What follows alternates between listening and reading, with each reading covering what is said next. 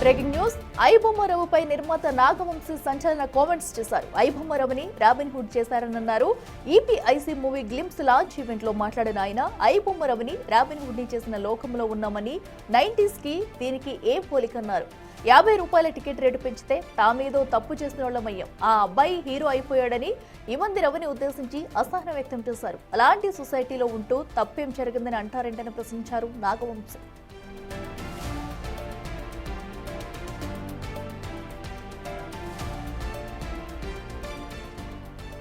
ఐబొమ్మ రవి గారినే robin hood చేసిన లోకంలో ఉన్నాం మనం.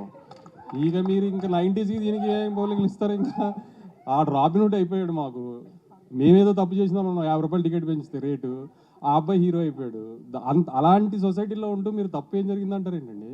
మ్యాజిక్ మిస్ అయిందండి సోషల్ మీడియానే మాకు.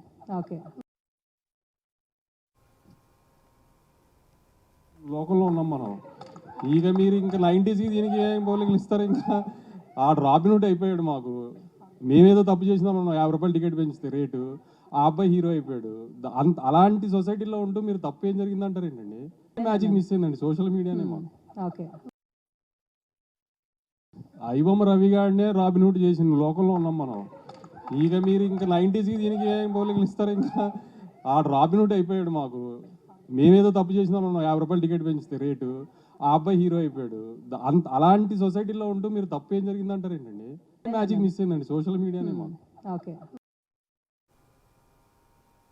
రెడ్డికి మరింత సమాచారం మా ప్రతినిధి శ్రీపాల్ అందిస్తారే. శ్రీపాల్, చెప్పండి. ఏదైతే నిర్మాత నాగవంశీ చేసిన వ్యాఖ్యలు చూస్తున్నాము, కేవలం 50 రూపాయలు పెంచడంతోనే మేమందరూ మా మీద అందరూ బురద చల్లుతున్నారంటూ కూడా చెప్పుకుంటూ కొన్ని అసహనమైన వ్యాఖ్యలు చేస్తారైనా. సో ఈ వ్యాఖ్యలు ఎలా చూడాలంటారు? పూర్తి డీటెయిల్స్ ఏంటి? అఖిల, ఈ రోజు జరిగిన ఒక ఈవెంట్ లో ఐబొమ్మ రవిపై అయితే నిర్మాత నాగవంశీ కామెంట్స్ చేయడం జరిగింది.